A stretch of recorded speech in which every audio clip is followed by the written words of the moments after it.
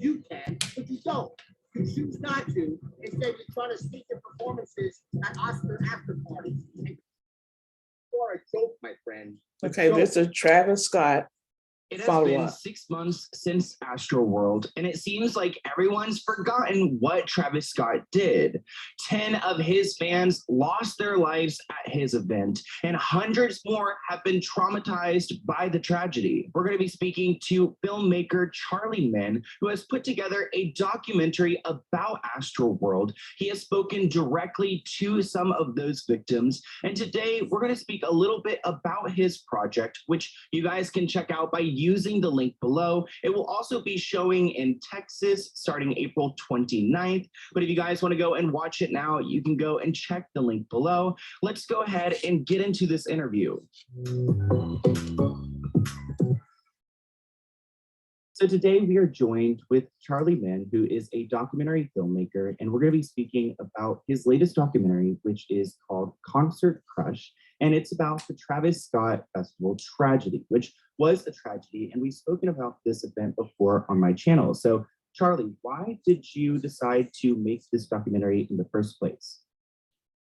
Well, first of all, thanks for having me. My movies represent innocent people who have been victimized, and this certainly would fall under that, where we had 10 concert goers crushed to death, 300 others injured, 25 taken to Houston area hospitals. The last time I checked, when you go to a concert, you're supposed to have a good time. You're not supposed to be fighting for your life.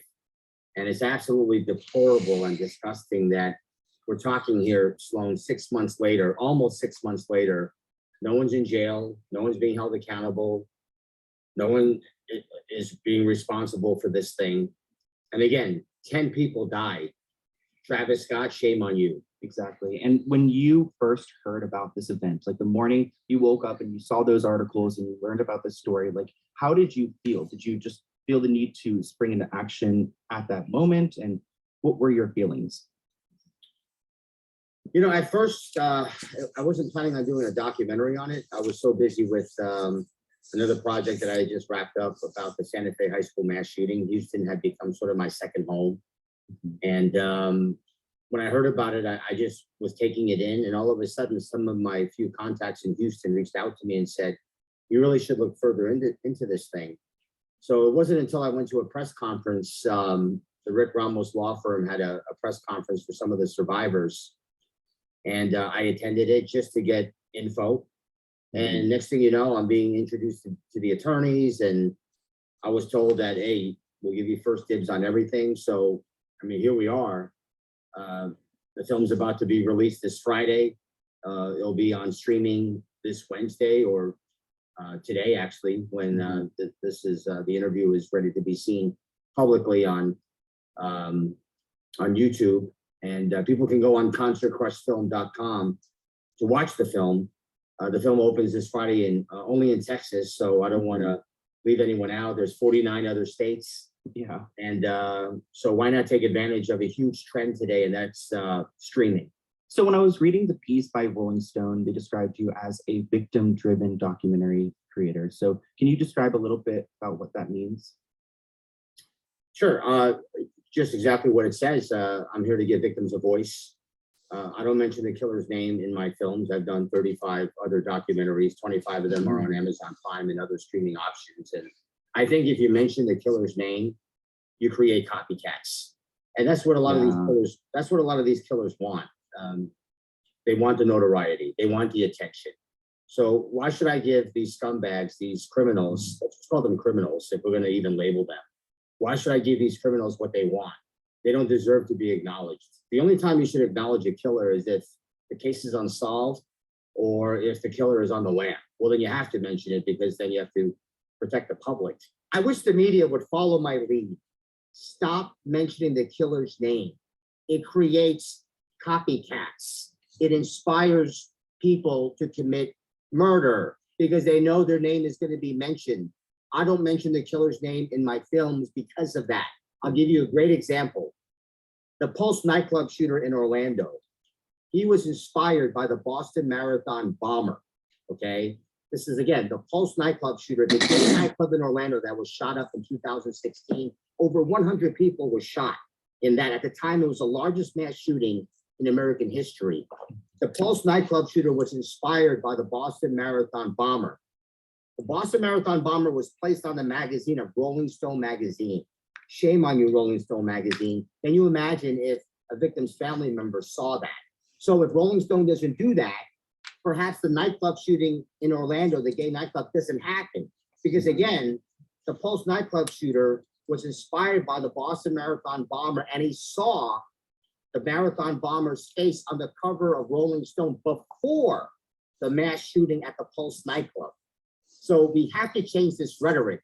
The victims are the heroes. They have to get the attention, not the killer.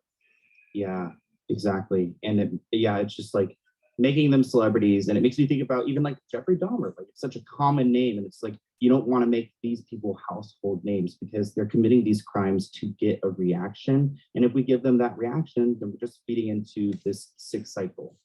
We've all heard of the mass shooters, but can anyone name the victims? Even one? Again, it creates copycats. If you keep giving them attention, you can have a potential killer sitting in his living room watching this saying, oh, man, that criminal's getting a lot of attention. I think I want that. Yeah. So then he goes out there and he shoots 25 people at a supermarket. But I don't mention the killer's name in my films. I'm all about the victims. I'm completely victim driven. I'm a victim's advocate. I'm not shy to admit that. Some people think I'm biased because I'm so pro victim, but all my films, I seek the truth. I try to be fair. I try to examine both sides. And yeah, I mean, that's my niche. Okay. So let's talk a little bit about who's going to be featured in your documentary. So are they victims? Are they family members? Who can we see in this film? We interviewed 8 solid witnesses, 8 key survivors who really pieced together what happened last November in Houston. Their stories are harrowing, they're powerful, they're emotional, and this is a minute-by-minute play-by-play of what happened last November at ASTROWORLD 2021, when so many things went wrong. So if you want to know exactly what happened, this is my $200 million YouTube ad strategy PDF, where I cover my entire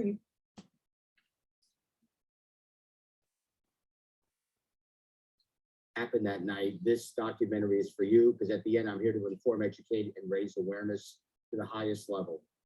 Yeah, and I think that's important to do a play-by-play structure because on social media, we saw a bunch of different clips, horrific clips of people, their bodies being thrown around, people being, passing out. And I'm sure some people who are featured in your film are some of the witness to those moments, some of the worst moments we saw, correct? Absolutely. These people were there. They could have died. They certainly could have been seriously injured. And we should never PTSD that's being suffered by thousands of people. And unfortunately, that's something that we cannot see. It's not like a broken arm or a broken leg where you see a cast or someone in a sling. PTSD is just that. It's a psychological thing. So we don't know when we cross the street and we see people whether they're suffering from that. So are these people who are working in your film or featured in your film, are they able to be a part of this bigger lawsuit, or because they're in your film, have they kind of like signed their rights away, their stories away, or what's the situation when it comes to that? Well, obviously I'm not a lawyer, but I interviewed 3 of them in the documentary, and let's just say the lawsuits are piling up. Yeah, I believe it's actually into the billions now. And if you could just imagine 50,000 people were there that night. Now I want to make it clear, not everyone was victimized. But certainly thousands were, whether it's, again, PTSD or injuries or obviously we had death. So this is going to be a very, very complicated situation with all the lawsuits. There's going to be one presiding judge, just one. For all of those lawsuits? Yeah, so there's all of them. a few different lawsuits, really big lawsuits. And I believe I thought that some like joined together, but there's still some separate suits that are going on. As far as I know, just to make it easier for something so complex, I think all the lawsuits are being combined into one mega lawsuit before one presiding judge. And I would hate to be that judge, but somebody has to do it. and someone obviously is qualified to do that type of thing. Mm. I'm just afraid that this is going to end up in a hefty settlement and no one's going to see any jail. Yeah, I was gonna ask you, like, do you think this like these people even have a chance, really? I mean, it's kind of it's a huge deal, this lawsuit alone. Just we've never seen really anything like it before. So what would they, I guess, even want? Like, I guess a settlement is part of it, but they want to hold certain people accountable, which actually I do want to ask you about some of the key players. So of course, Travis Scott is someone we all look at to blame for this ASTROWORLD tragedy and someone who's responsible. There are also other players like Live Nation and others. What are your thoughts on those other people and maybe the management company and the people who put together this event? Yes, there's plenty of blame to go around here. Let's start with Travis Scott himself. Don't tell me you didn't know something was going on. You acknowledged an ambulance. You acknowledged a person passed out right in front of you. And there's a harrowing scene in the film, and I don't want to give away too much, but there's a lifeless body being body surfed maybe 5 feet from him. And he must have seen it because he paused the show and he started going, yeah, yeah, yeah, right in front of this lifeless body. And that itself is, I don't even know what to call that. I mean, Travis Scott has never apologized. Every time he talks, he keeps saying, you know. Travis, we don't know. Stop saying you know. Talk like a 31-year-old man, a father of two. Stop talking like an uneducated fool. And stop. I mean, if you want to ask me, Travis Scott is a criminal because of this incident. Yeah. Okay? We had 10 people lose their damn lives, 300 others injured. And all we're hearing from you is, you know. We don't know. Yeah. Stop talking that way. Apologize, be a man about it. Stop being a punk. Stop being a freaking punk when we had 10 people die, and now he's sneaking in all these performances. You notice this? The show. Yeah. Oh, yeah. He's slowly trying to come back, performing at little parties and get-togethers. Yeah. And then all we hear is his significant other, Kylie Jenner, the most followed woman on Instagram, giving birth to their second kid. Now, this must devastate the families that all we're hearing about is adding life from this family. And there's nothing wrong with that. Having kids is a beautiful thing. But you understand the contradiction here? We're hearing about adding lives from the Scott family, but yet 10 lives were taken away from the victim side. So fantastic things start to happen when you step aboard a Princess cruise. Doors open up for you. Your favorite drink.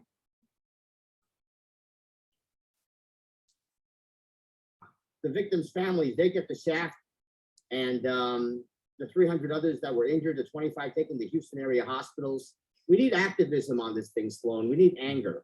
Now, again, it's been 6 months.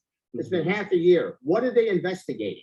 We all know, okay, that Travis Scott knew there was a problem. Houston police, they knew there was a problem. It's all on the scanners. These are all facts. This is not some fancy guesswork here, all right? And it's about time that we bridge the gap between celebrity and the average person with less clout, okay? I mean, that's one of the messages here that I'm trying to put out there. Not one person is worth putting your life at risk unless someone's pointing a gun at your family member. Okay, that's different. I get that. Yeah. But for a performer, for a rapper, give me a break.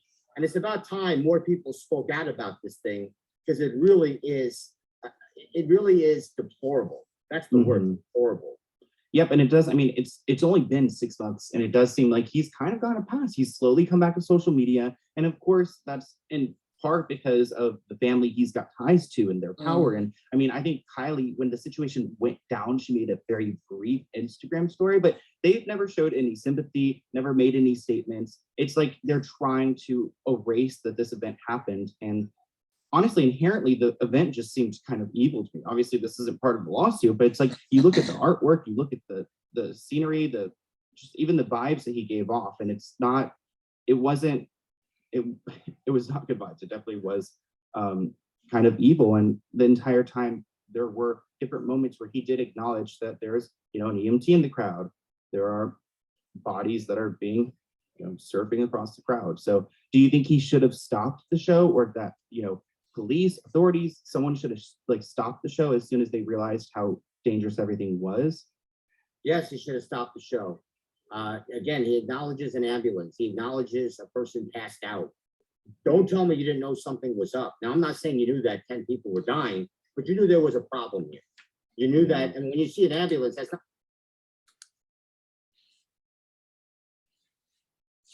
Okay, I just want to pause it right there for a minute. So this is someone that's doing a documentary on the ASTROWORLD event that took place with Travis Scott. So a total of 10 people were killed that attended the concert. That is awful. No one should have been hurt. I've been to 2 concerts in my life. My first one was the Jacksons, and then Whitney Houston. And we didn't have any of that. We didn't have any of that. A lot of sacrificing was going on. That's all I'm going to say. And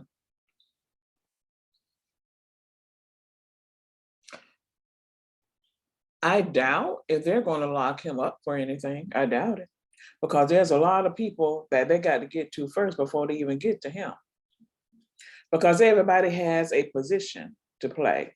Just like they say, the concert promoters, the managers, the this, the that, and this. Because he don't set that up. I think they had too many people there for one thing. And I honestly don't think that the event should have even taken place due to the coronavirus that's still out here. Those that didn't get hurt, physically hurt at the event, I wouldn't be surprised. Don't be surprised if you don't caught that coronavirus even being out there,